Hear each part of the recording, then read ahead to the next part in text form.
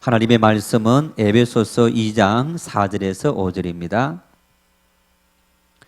에베소서 2장 4절에서 5절 한 목소리로 합독하시겠습니다.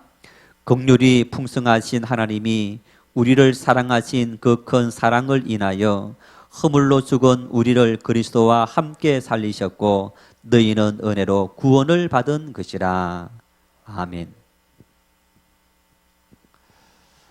사람들은 마지막 죽음 직전에 또 어떤 분들은 돈이 많다든가 뭐 그런 분들은 미리 유언장을 써 놓습니다. 나이가 들어서 유언장을 쓰지 않고 예를 들어서 40대 아니면 50대 그럴 때 내가 유언장을 쓴다. 여러분 어떤 내용의 유언장을 쓰시겠습니까? 일반적으로 사람들이 우리 대다수 보통 서민들은 사실 유언장도 별로 쓰지 않습니다. 그런데 유언장을 쓰면 그 유언장의 내용에 주를 이루고 있는 것이 어떤 내용입니까? 재산 분할입니다. 예를 들어서 땅은 누구에게, 건물은 누구에게, 집은 누구에게, 또 뭐 은행에 있는 어떤 돈은 누구에게 이렇게 해서 자녀들이나 가족들에게 재산을 분할하는 이런 내용들이 주를 이루고 있는 그런 모습을 볼 수 있습니다.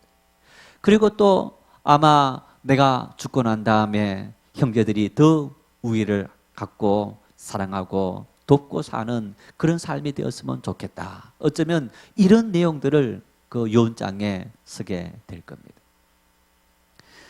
41의 41세의 나이로 사망한 캐나다 사람이 작가이자 편집장이었는데 이분이 2007년도에 결장암 진단을 받고 2011년도에 사망했습니다.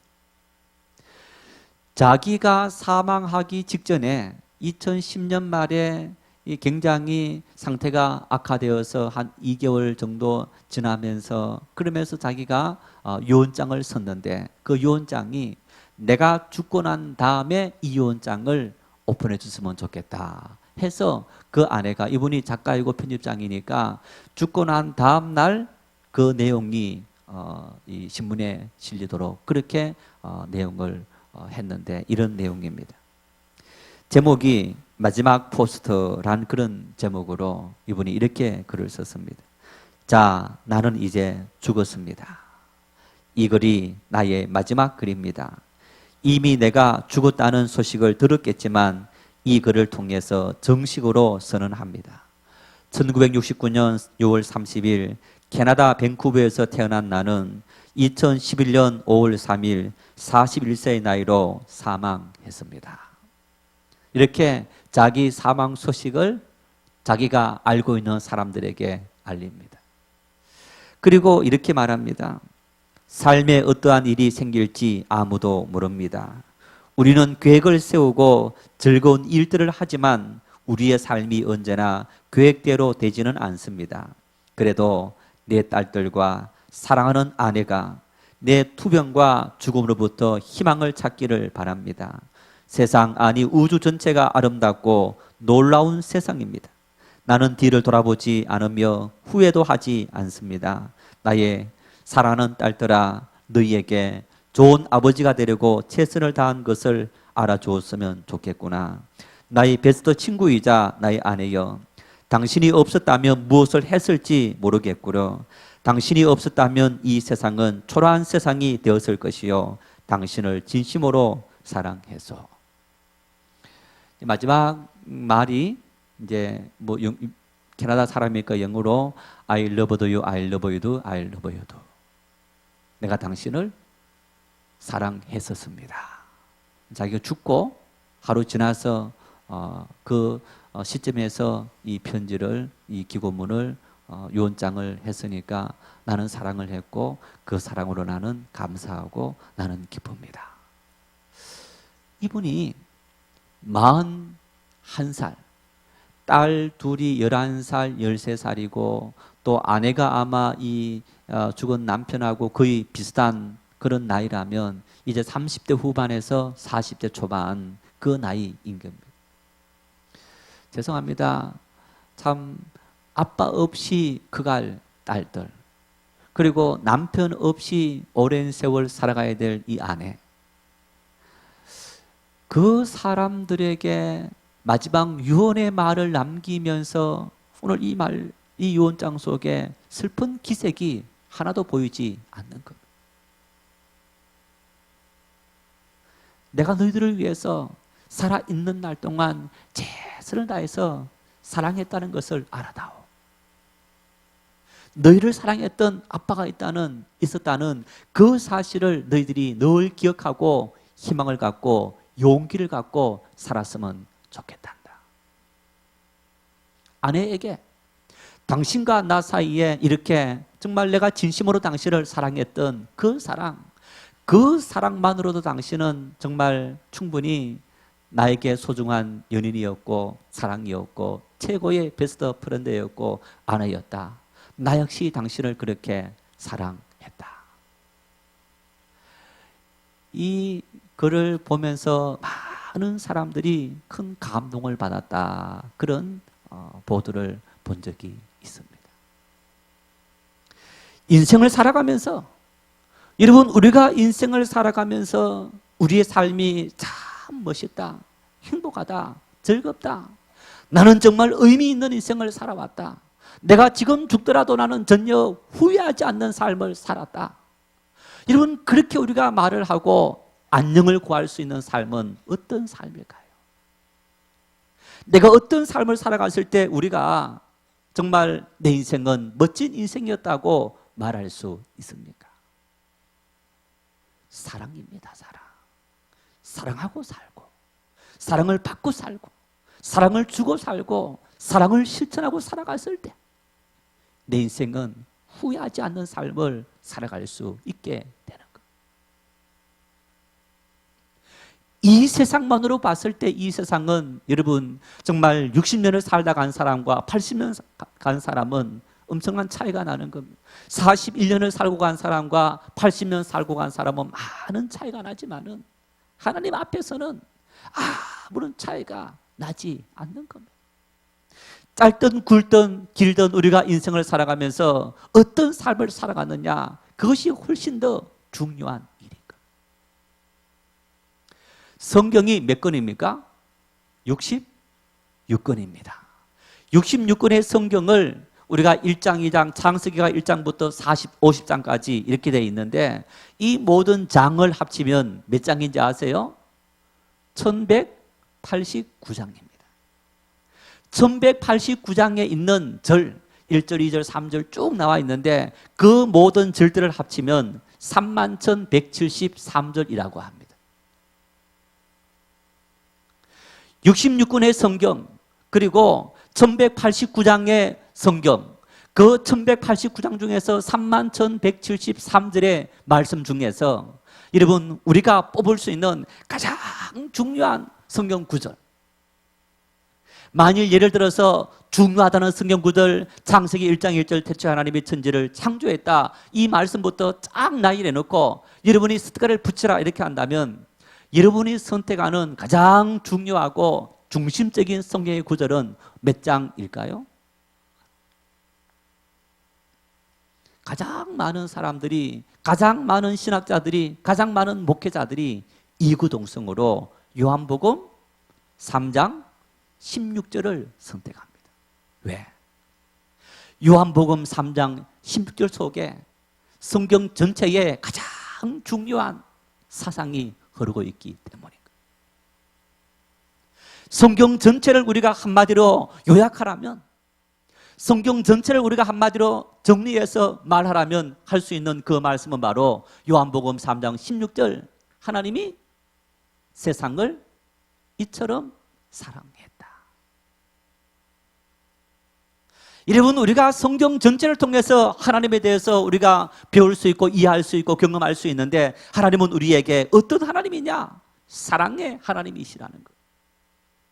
그 사랑의 하나님이 성경 전체를 통해서 우리에게 있는 가장 중요한 말씀인 겁니다.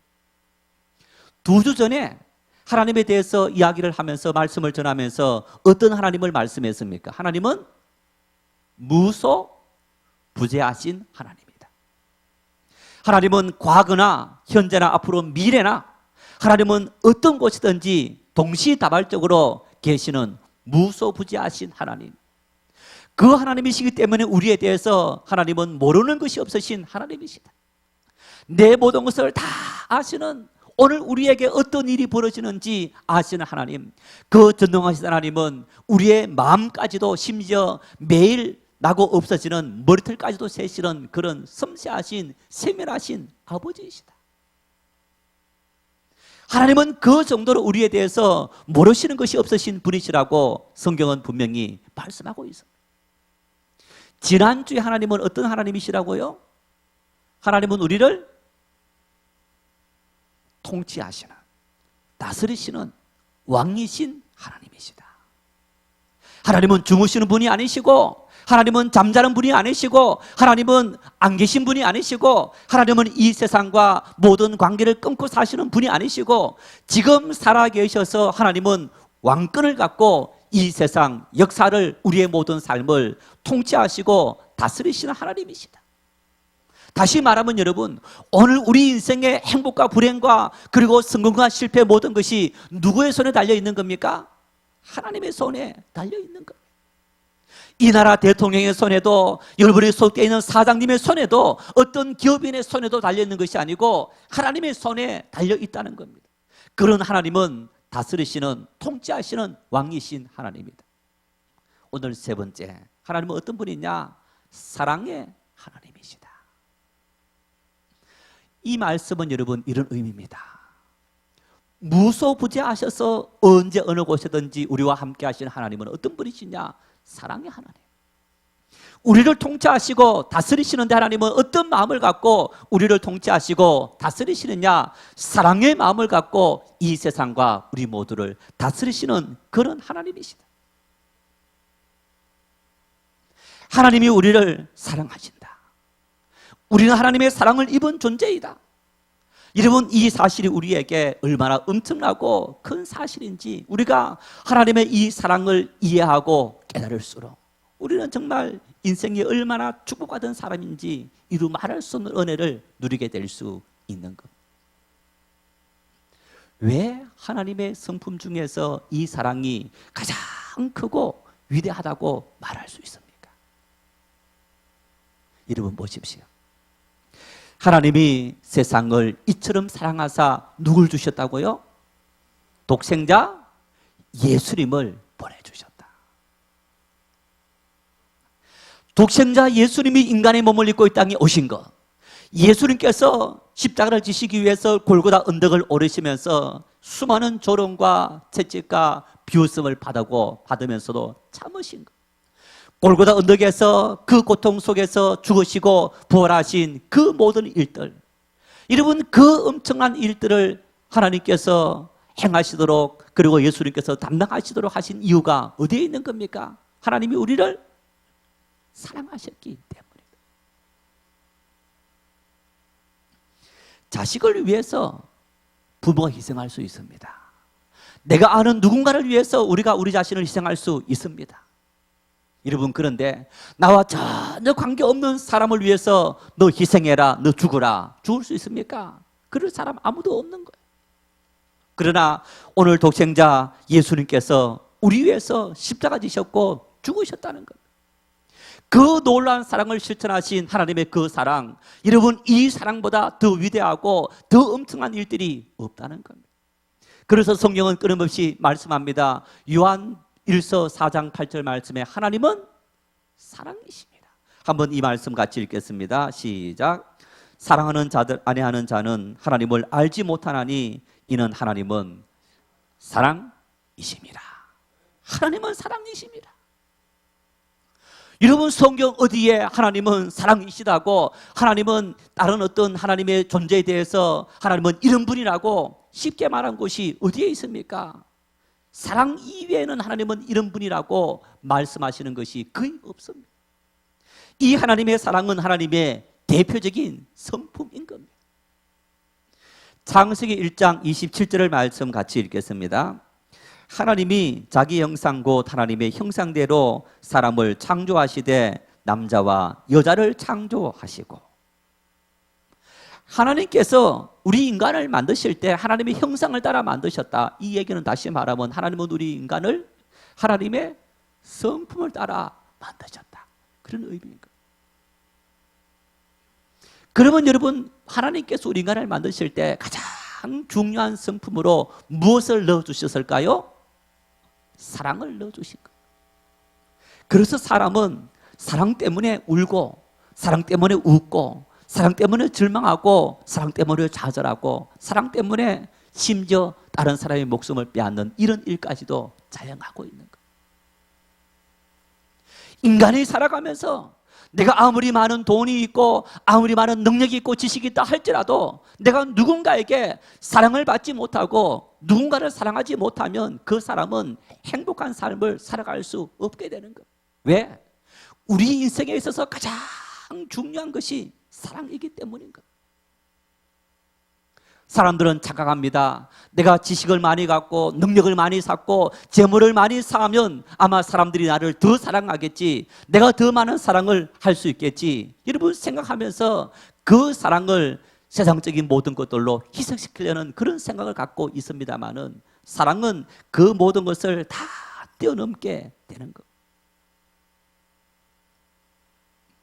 이 땅에 많은 사람들이 내가 평생 당신을 사랑하겠습니다. 검은 머리, 흰머리 되기까지 평생을 변치 않는 사랑을 실천하겠습니다. 그렇게 해놓고 얼마 지나지 않아서 그 사랑이 다 식어져 버리고 이혼하고 정말 남보다 더 못한 그런 관계들이 되는 것을 볼 수 있어요. 결혼할 때 내가 당신을 사랑하고 그러면서 나는 첫눈에 반했습니다 했던 그 수많은 부부들, 여러분 그들의 사랑의 맹세가 거짓이었을까요? 진짜였을까요? 그 당시에는 진짜였습니다. 당장 이혼하는 사람들, 예를 들어서 여러분 그런 말이 있지 않습니까? 제주도 가정법원이 이렇게 차고 넘친다고 신혼여행 제주도 갔다가 이혼하는 사람들이 허다했다, 그런 이야기가 한동안 있지 않았습니까?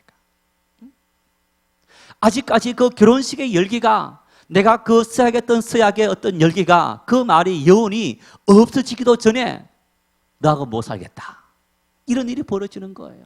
왜 그런 겁니까? 그 서약이 거짓말이었기 때문에, 그 서약이 가짜였기 때문에 그런 것이 아닙니다. 어쩌면 그 순간만큼은 진짜였습니다. 그런데 왜 이혼하고 갈라서고 너 만난 것이 내 최고의 수치였고 저주였다라고 그런 어떤 비판을 하고 그런 저주를 하고 삽니까?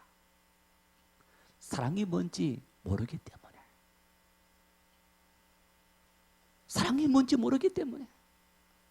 자, 여러분, 사랑에 대해서, 사랑은 이런 것이야 배워본 적이 있습니까? 없습니까? 살아오시면서 사랑은 이런 거야 여러분 배워본 적이 있습니까? 이론적으로, 논리적으로 사랑은 이런 거야 여러분 아마 배워본 적이 거의 없었을 겁니다. 부모님의 사랑을 받고 부모님이 자식을 사랑하는 모습을 보면서 사랑은 이렇게 하는 거구나.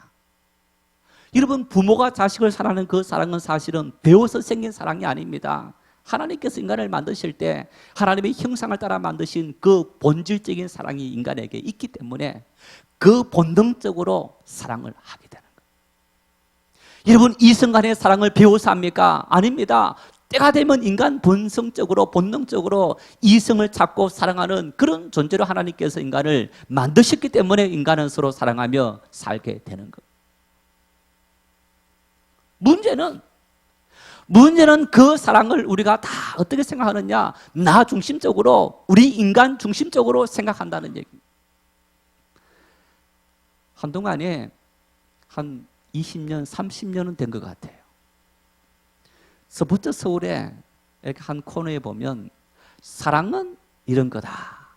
제 기억에 남아있는 것 중에 이런 기억이, 사랑은 쭈쭈바를 함께 빠는 것이다. 쭈쭈바. 이렇게 쭈쭈바를 한번 내가 한번 먹고 또 너가 한번 먹고 이렇게 서로 쭈쭈바를 서로 빠는 것이다. 사랑은 끼안아주는 것이다. 매일 한 번씩 계속적으로. 그래서 제가 참 아주 도대체 언제까지 이런 사랑은 이런 것이다 하느냐. 기억에 한 3년 동안 계속 사랑은 이런 것이다 이렇게 썼는 그런 걸 볼 수. 그 정도로 사랑은 이런 거다 많은 것. 자, 그런 이야기를 하면서 사랑은 대수 어떤 거냐? 좋은 거, 즐거운 거, 행복한 거, 기쁜 거. 사랑에 대해서 우리가 그런 생각들을 다 갖고 있는 거예요. 사랑하면 행복하고 즐거우고 기쁘고 그 사람을 생각해도 참 뭔가 마음에 어떤 뭔가 평안이 있고 참 모든 근심 걱정이 다 떠나가 버리는 어떤 그런 마음, 이것이 우리가 갖고 있는 사랑의 환상인 겁니다. 사랑이 과연 그런 겁니까? 바울 사도가 사랑에 대해서 정의를 내리고 있습니다. 고린도전서 13장 4절에서 7절입니다. 한번 같이 읽겠습니다. 사랑은 오래 참고 사랑은 온유하며 시기하지 아니하며 사랑은 자랑하지 아니하며 교만하지 아니하며 무례히 행하지 아니하며 자기의 유익을 구하지 아니하며 성내지 아니하며 악한 것을 생각하지 아니하며 불의를 기뻐하지 아니하며 진리와 함께 기뻐하고 모든 것을 참으며 모든 것을 믿으며 모든 것을 바라며 모든 것을 견디느니라.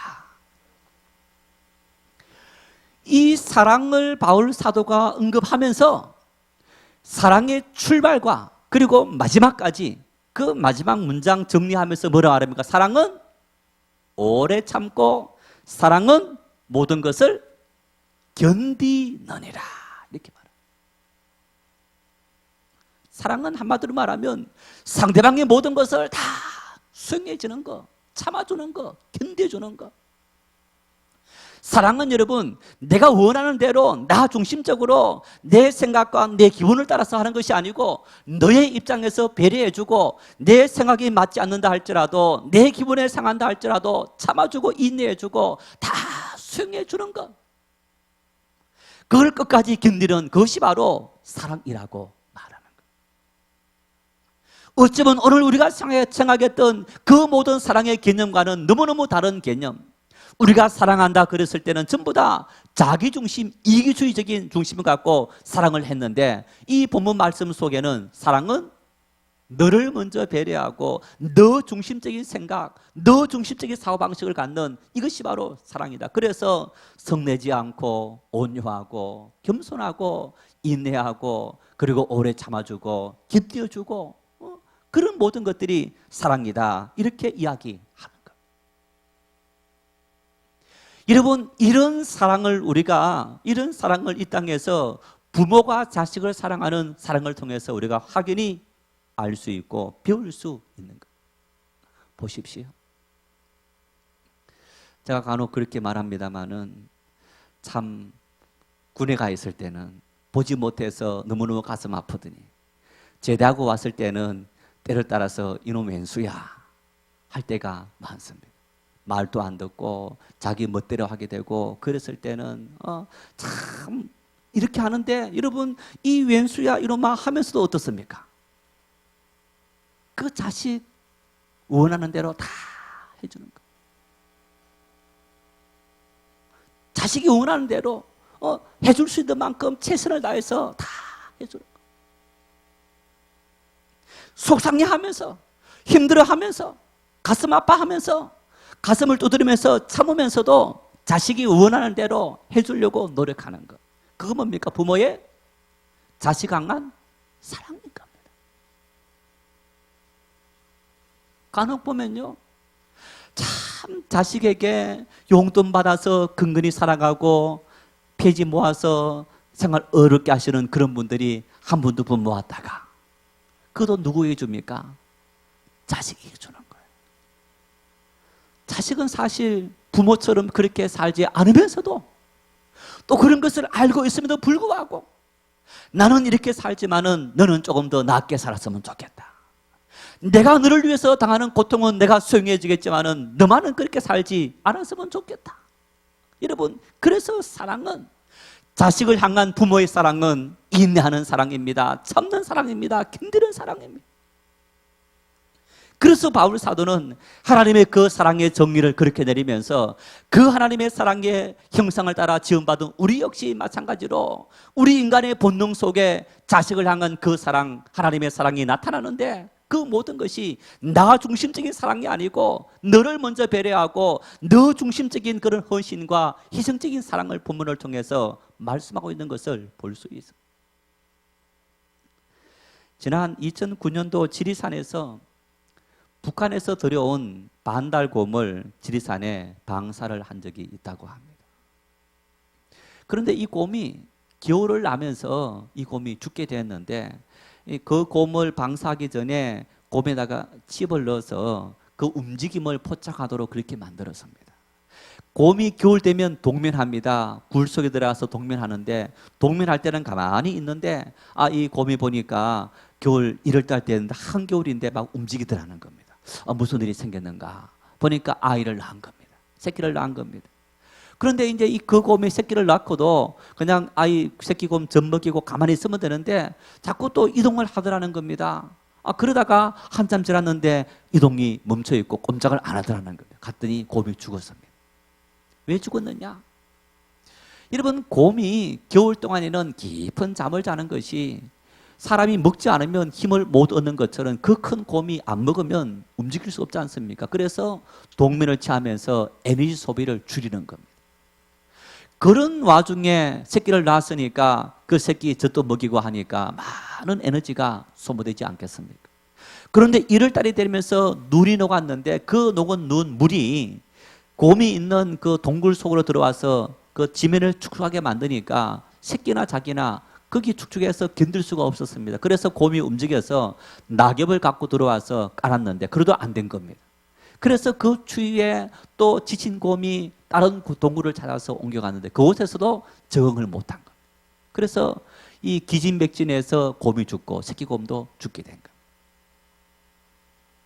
만일 자식 새끼를 사랑하는 그 마음이 없었다면 그 엄마 곰은 죽지 않았을 겁니다. 그러나 그 새끼 곰을 살리기 위해서, 키우기 위해서, 그에게 젖을 먹이기 위해서 모든 에너지를 다 소비하고 그러면서 함께 죽어가게 된 겁니다. 짐승의 본능 속에도 하나님은 새끼를 사랑하는 그 사랑의 본능을 심어준 것처럼 여러분, 우리가 서로 사랑하고 살아가야 될 그 모든 것은 인간의 가장 중심적인 본능인과 동시에 하나님 만드신 최고의 성품인 겁니다. 그래서 사람은 사랑하지 않고 살 수 없는 겁니다. 사랑하며 살아야 되고 사랑을 받고 살아야 되고 사랑을 베풀며 살아야 되는데 그 사랑이 우리가 쭈쭈바를 한국에 빠는 달콤한 사랑, 좋은 사랑, 행복한 사랑 그것만 있는 것이 아니라 도리어 사랑은 오래 참고 사랑은 성내지 않고 사랑은 모든 것을 견디느니라. 사도 바울은 본문 4절에 이렇게 말씀합니다. 긍휼이 풍성하신 하나님이 우리를 사랑하신 그 큰 사랑을 인하여. 하나님의 사랑을 우리에게 말씀하고 있는데 하나님은 긍휼이 풍성하신 하나님입니다. 긍휼이라는 말은 하나님의 은혜, 하나님의 자비, 하나님의 동정심을 의미합니다. 여러분, 하나님은 우리를 사랑하시는데 그 하나님의 사랑은 이 세상의 어떤 것하고 비교할 수 없는 큰 은혜, 세상에서 가장 큰 은혜를 우리에게 베풀어 주시는 그런 하나님이시다. 왜 그런 하나님이시냐? 5절 말씀에 그렇게 말씀합니다. 허물로 죽은 우리를 그리스도와 함께 살리셨고 너희는 그 은혜로 구원을 받은 것이다. 우리를 살리시기 위해서, 우리를 사랑하시기 위해서 하나님은 우리에게 사랑을 보여주셨는데 그 큰 사랑이 어떤 사랑이나 독생자 예수님께서 우리 위해서 십자가 지셨고 우리 위해서 영원한 생명을 주신 그 놀라운 사랑을 실천하신 그런 사랑을 말씀하고 있는 겁니다. 하나님의 사랑이 위대한 것은 바로 여기 있는 겁니다. 하나님의 사랑이 엄청난 것은 바로 여기 있는 겁니다. 어떤 분이 그런 말을 했습니다. 십자가의 모든 주변은 사랑으로 고동친다. 어두운 하늘은 사랑의 기쁨으로 밝아지며 깨어지는 바위는 사랑의 은총으로 열리며 메마른 나무는 꽃이 피어 사랑의 열매를 맺는다. 인간의 정오는 사랑의 행위를 위한 어두운 배경이다. 지옥의 정오는 사랑의 승리를 위한 기회이다. 대중의 조롱은 사랑의 인내를 위한 요청이며 죄를 지은 고난은 사랑의 은총을 열어 나눠준다. 모든 어두운 것들이, 모든 힘든 것들이, 모든 침울한 것들이 하나님의 사랑을 세워주고 그 사랑을 올바로 실천하고 그 사랑을 나타내기 위한 도구일 뿐이라는 얘기입니다. 어두움도, 십자가 고난도, 대중의 조롱도, 우리의 삶의 모든 시련도, 그 모든 도구를 통해서 하나님은 우리를 통해 하나님의 사랑을 이루기 위한 과정이다, 그렇게 이야기합니다. 사랑하면 그저 달콤하고 행복하고 기쁜 그런 것만 있는 것이 아니라는 얘기. 우리가 참된 사랑을 느끼기 위해서는 인내하고 견디고 때로는 폭풍우를 다 그치고 가서 그럴 때 우리의 삶에 참된 사랑이 만들어진다고 이렇게 이야기하는 것. 여러분, 이런 하나님의 사랑, 이런 사랑은 우리에게 어떤 특징이 있고 우리가 이 사랑을 입었을 때 어떤 은혜와 어떤 삶을 누릴 수 있느냐. 먼저 하나님의 사랑은 무한하고 영원하고 불변하고 주권적이다. 여러분, 이것이 우리에게 얼마나 큰 은혜가 되는지 이루 말할 수 없습니다. 오늘 사람들이 사랑 때문에 아파하는 것은 사랑이 조건적이기 때문에, 내가 너를 사랑하니 너도 나를 사랑해라. 그리고 그 조건이 사라지면 사람은 사랑을 중단하게 되는 것. 사람의 사랑은 변질됩니다. 사람의 사랑은 너와 나 사이, 그리고 어떤 자기 주관적으로 사랑하기도 하지만은 반대로 너를 보면서 사랑하는 어떤 그런 사랑의 모습을 갖고 있는데, 하나님의 사랑은 무한하고 영원하고 결코 변치 않고 하나님의 절대적인 주권으로 하나님은 우리의 모든 것을 아무것도 묻지 않고 우리를 사랑하신다는 것. 이미 하나님의 사랑을 받은 우리들은, 여러분, 하나님의 사랑이 결코 우리를 배신하지 않는다는 겁니다. 무슨 일이 있더라도 하나님은 우리를 사랑하시는 그 큰 사랑을 입은 존재들이다. 마술사로부터 신기한 지우개를 받은 사람이 있었습니다. 그 지우개를 주면서 이 마술사가 이 지우개는 세상의 모든 것을 다 지우는데 오직 한 가지만 지우지 못한다. 그 지우개를 받은 사람이 너무너무 신기했습니다. 그래서 지우개로 소설책을 지우고 시를 지우고 그림책을 지우고 뭐 다 지우니까 쏙쏙쏙 다 지워주는 겁니다. 내가 한번 세계의 모든 사전들도 다 지워야지 막 지워나갑니다. 아니, 지워나가다 보니까 한 단어에 아무리 지워도 안 지워지는 겁니다. 그 지우개가 다 딸도록 지워도 안 지워지는 겁니다. 어떤 단어일까요? 사랑이라는 것. 무슨 얘기입니까? 하나님의 사랑은 이 세상에 모든 것들이 우리를 배신하고 모든 것들이 없어지고 모든 것들이 우리에게 고통을 가져다 준다 할지라도 우리를 사랑하는 그 하나님의 사랑은 우리를 결코 배신하지 않고 없어지지 않고 하나님은 영원토록 영원무궁토록 불변하시면서 우리를 사랑하시는 그 하나님의 사랑을 받은 존재들이다. 세상 모든 사람들이 나를 거부하고 나는 세상 모든 사람들에게 사랑을 거부당한다 할지라도 하나님은 우리를 사랑하고 계신다는 사실을 확실히 믿을 수 있기를 바랍니다. 여러분의 부모님은 나를 사랑하는 것처럼 여러분 그 부모님보다 더 크게 우리를 사랑하시는 하나님이 있다는 사실을 믿고 감사하고 나는 그 큰 사랑으로 말미암아 나는 이 세상을 행복하게 기쁨으로 살아갈 수 있습니다. 그런 믿음의 은혜를, 용기를 가질 수 있기를 바랍니다. 하나님의 사랑은 우리 인생이 행복할 수 있는 행복의 원천입니다. 어떻게 하면 인생을 행복하게 사느냐? 하나님의 무한한 사랑을 받으면 행복하게 살 수 있습니다.